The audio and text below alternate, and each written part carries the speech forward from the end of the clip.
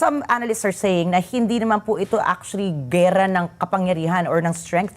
It's because ang hindi siguro nakita po ng Estados Unidos at ng Israel is that the kind of system that Iran has when it comes to their government, some would say it's decentralized power. Ibig sabihin po, kapag kahit na patayin mo yung mismong ulo nila, pwede po sila umatake mula sa iba't iba pang bahagi na hindi po siguro nakita ng Amerikano.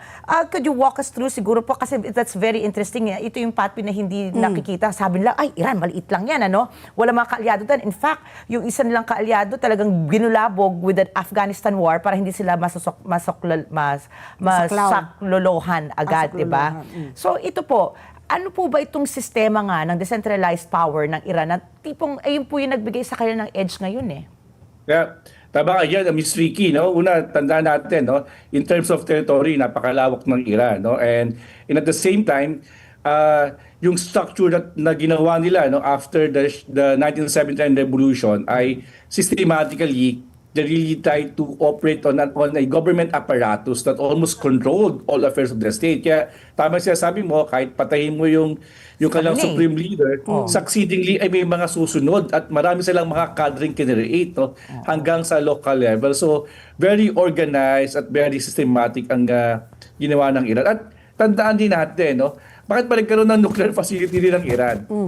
You know, who started this? It was former President Dwight Eisenhower who introduced yung pag-develop ng uranium capacity ng Iran kasi kakasama sila diyan. So in a sense, tinulungan din sila initially nga ng US para ma-discover yung opportunity ng creation ng isang nuclear energy facility to help and address their potential problem, no? Like, especially on electricity needs and other use of nuclear technology. So dahil dyan, no, unti-unti na they already acquiesce, no, yung ganitong sistema, that they agree on this process at the same time napagandaan din talaga nila ito. So malalim ang leadership at yung buong Iranian Revolutionary Government core nito. Of course, hindi na sinasabi na tama ang ginagawa na sa kanilang mamayan, no. In fact, kami sa School of Diplomacy and Governance ay meron din kaming